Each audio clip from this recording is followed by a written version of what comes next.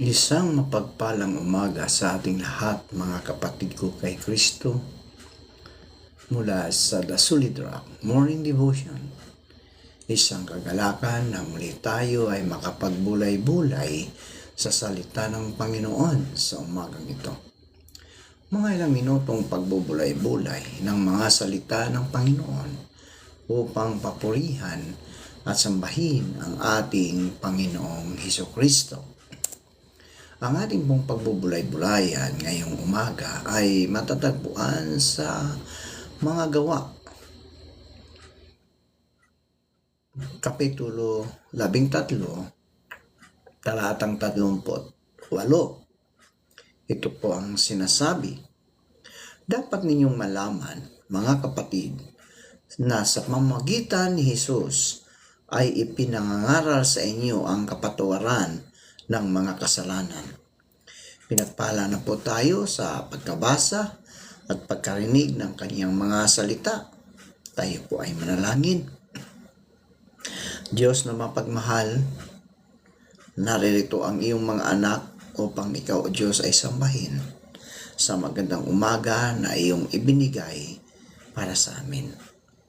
Maraming salamat, o Diyos, sa isang gabing nagdaan sa aming mga buhay na kami iyong iniingatan sa aming pagkatulog.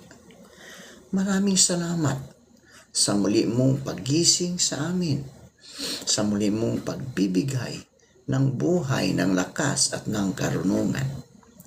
Panginoong Hesus, unang araw ng linggo ngayon, Lunes, kami po ay lumalapit sa inyo na kami iyong ingatan sa aming mga ginagawa, sa aming pagpasok sa trabaho. Ilayo mo kami sa anumang kapahamakan, o Diyos. Proteksyonan mo kami sa lahat ng mga pagsubok sa buhay, mga tukso, Panginoon. Proteksyonan mo kami, Panginoon, sa aming mga ginagawa, o Diyos, sa trabaho. Patuloy mo kaming ingatan upang magampanan namin ang aming mga trabaho, Panginoon, sa araw-araw. Panginoong Hesus, patuloy kong itinataas sa inyo ang aming mga kaibigan na nasa banig ng karamdaman. Patuloy mo silang abutin, o Diyos, pagalingin upang sila, o Diyos, ay makapaglingkod muli sa kanilang mga kainyo, Panginoon, at lalong-lalo na sa kanilang pamilya, Panginoon. Lord, pagalingin mo po ang mga kaibigan namin ito.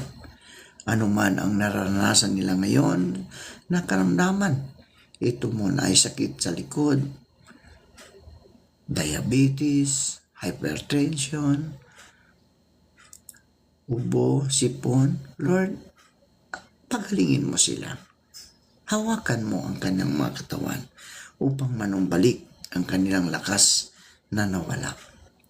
Gayon din po, Panginoon, aming inilalapit sa inyo ang aming bansa, ang bansang Pilipinas. Lord, huwag mo hayaan na ang bansang Pilipinas ay mahulog sa kamay ng mga kaaway mo, Panginoon. Bagkus proteksyonan mo, Diyos, ang bansang Pilipinas, dahil ito pong bansang Pilipinas ay nag-iisang Kristiyano sa buong Asia. Naway ang pagiging isang Kristiyano, Panginoon namin, ay aming maipakita na kami ay mapagmahal sa aming kapwa. Lord, salamat. Gayon din po, Diyos, patuloy kong itinataas sa inyo ang mga kaibigan namin na nagtatrabaho sa ibang bansa. Patuloy mo po silang ingatan doon, Panginoon. Ilayo mo sila sa anumang kapahamakan.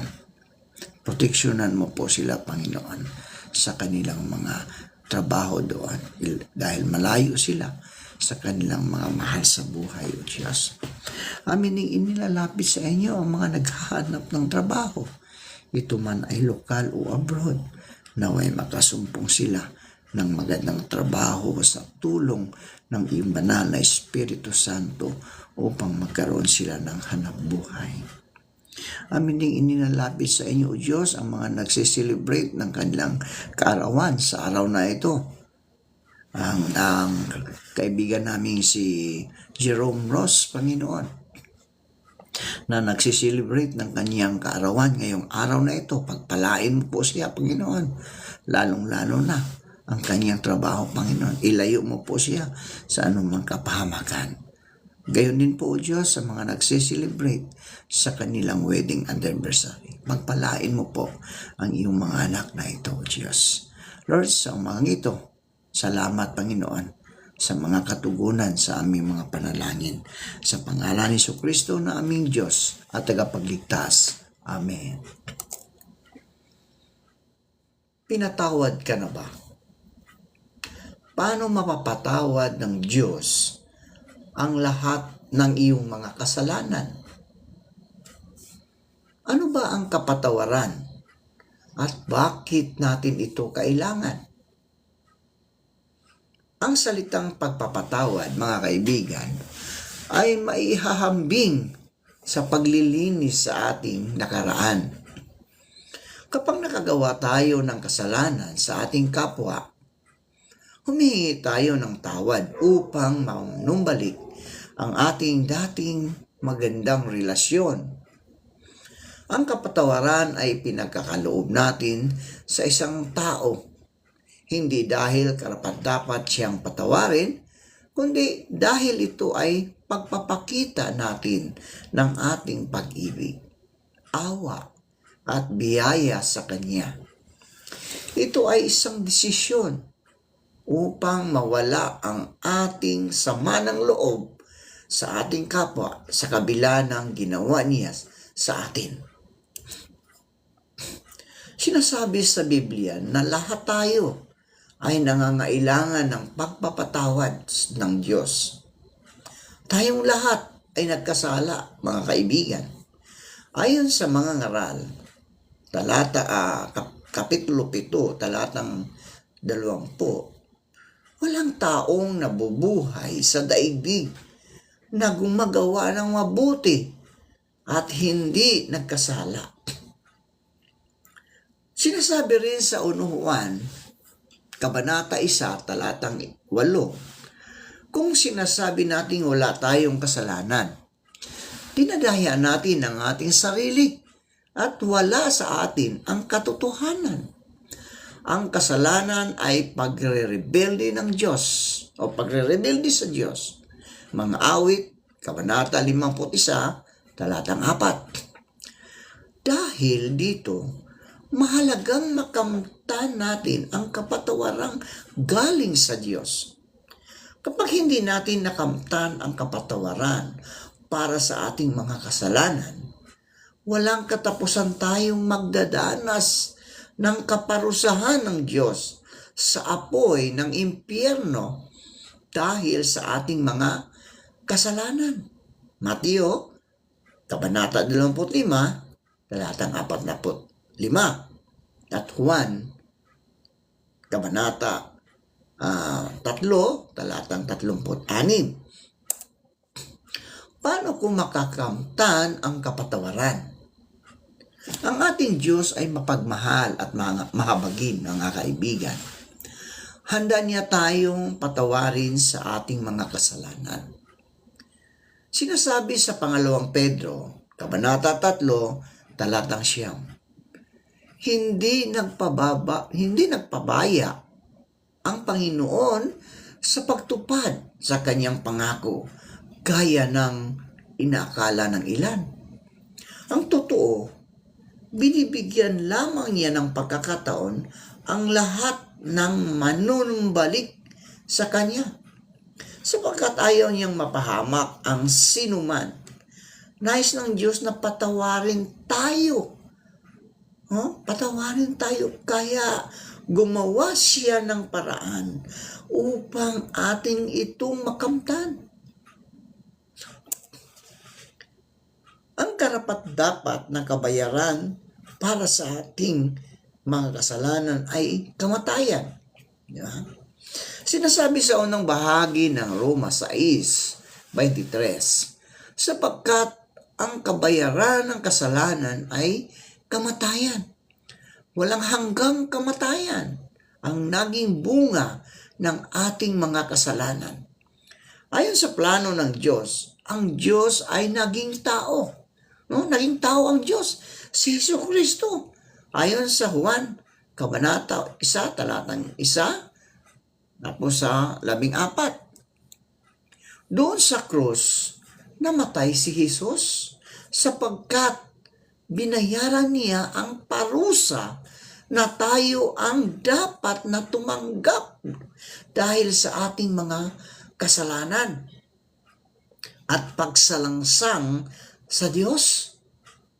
Sinasabi sa pangalawang Korinto, Kabanata 5, talatang 21, kailan may hindi nagkasala si Kristo. Ngunit alang-alang sa atin, mga kaibigan, no? Alang-alang sa atin ay itinuring siyang makasalanan upang maituring tayong matuwid ng Diyos sa pamagitan niya. Ang kamatayan ni Jesus ang siyang daan, no, upang mapatawad ang kasalanan ng mga tao sa mundo. Sinasabi sa Juan, Kabanata 2, talatang 2, siya mismo ang ibinigay na handog para sa kapatawaran ng ating mga kasalanan. At hindi lang ng ating mga kasalanan, kundi pati na rin ng kasalanan ng buong mundo. Muling nabuhay si Jesus mula sa mga patay at ito ay isang katibayan na napagtagumpayan niya ang kasalanan at kamatayan. 1 Korinto, Kabanata 15, talatang 1 hanggang 28. Purihin ang Diyos dahil sa kanyang kamatayan at muling pagkabuhay na maguli. No? Dahil dito, ang ikalawang bahagi ng Roma 6:23 ay nagkatotoo. Ang kaloob ng Diyos ay buhay na walang hanggan sa pamagitan ni Kristo Jesus na ating Panginoon. Kaibigan, kapatid, gusto mo bang mapatawad ng Diyos ang lahat ng iyong mga kasalanan? Inuusig ka ba ng iyong konsensya dahil sa iyong mga nagawang pagkakasala? Ang kapatawaran ay maaangkin mo kung mananampalataya ka kay Jesucristo bilang iyong tagapagligtas. Ayon sa Efeso, Kabanata 1, talatang 7, sa pamagitan ng dugo ni Kristo ay tinubos tayo. Na ang ibig sabihin, mga kaibigan, ay pinatawad ang ating mga kasalanan. Ginawa niya ito ayon sa kadakilaan ng kanyang biyaya na ipinagkaloob sa atin. Binayaran ni Jesus ang ating mga pagkakasala. Tayo ay mapatawad ng Diyos. Ang kailangan mong gawin, kaibigan, ay hilingin sa Diyos na patawarin ka dahil sa nanampalataya ka na namatay si Jesus doon sa krus upang ikaw at ako ay mapatawad ng Diyos. Kahanga-hanga ang mensahe ng Juan 3:16 hanggang 17 na nagsasabi ng ganito, gayon na lamang ang pag-ibig ng Diyos sa sanlibutan. Kaya ibinigay niya ang kanyang bugtong na anak upang ang sumampalataya sa kanya ay hindi mapahamak kundi magkaroon ng buhay na walang hanggan. Sapagkat sinugo ng Diyos ang kanyang anak hindi upang hatulan, hindi upang hatulang maparusahan ang sanlibutan, kundi upang iligtas ito sa pamagitan niya. Ganito ba kadali ang kapatawaran? Oo, ganito kadali.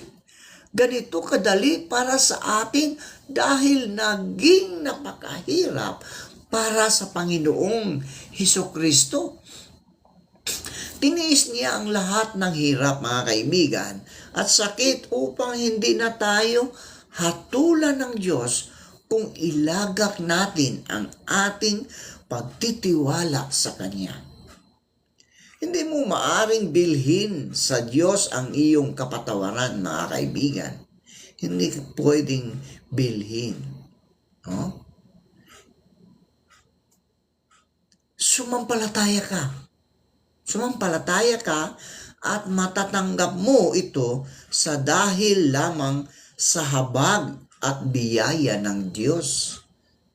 Kaya kung nais mong ilagak kay Hesukristo ang iyong pagtitiwala, mga kaibigan, bilang iyong tagapagligtas upang makamtan ang kapatawaran mula sa Diyos, narito ang isang modilong panalangin na maaari mong sabihin sa Diyos ng iyong buong puso. Tandaan mo lamang na walang panalangin ang makapagliligtas sa iyo, kundi ang Diyos lamang sa pamagitan ng Kanyang banal na Espiritu. Manalangin tayo.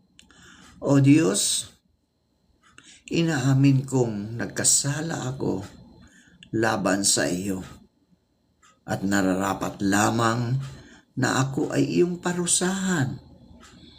Salamat na inako ni Jesus ang aking mga kasalanan at tiniis ang parusang dapat na ako ang magdanas upang ako'y iyong mapatawad. Tinatalikuran ko ang lahat ng aking mga kasalanan at nagtitiwala ako ngayon kay Jesus para sa aking kaligtasan. Salamat po sa iyong kahangahangang biyaya sa kapatawaran. Salamat po sa buhay na walang hanggan. Panginoong Hesus, pagpalain mo ang iyong mga anak na patuloy na nakikinig sa iyong mga salita at lalong-lalo na sa kanilang isinasabuhay ang iyong mga salita. Ingatan mo po sila sa kanilang pagpasok sa kanilang mga trabaho. Ilayo mo po sila sa kapahamakan. Bagkus proteksyonan mo sila, Panginoon, sa mga kapahamakan, sa mga pagsubok, sa mga tukso. Lord, tulungan mo po ang iyong mga anak na patuloy na naglilingkod sa inyo. Salamat, Panginoon, sa pangalan ni Jesucristo na aming Diyos at tagapagligtas. Amen. Amen. O shout out kay Isabel Parong, Amalia Parilla, Sofia Jane, Flora Sanhi. Salamat, Panginoon. At shout out sa lahat ng nakikinig ng mga salita ng ating Panginoon at lalong-lalo ay sinabuhay. Pagpalain nawa kayo ng ating Panginoong Jesucristo sa pangalan ng Ama at ng Anak at ng Banal na Espiritu Santo. Amen.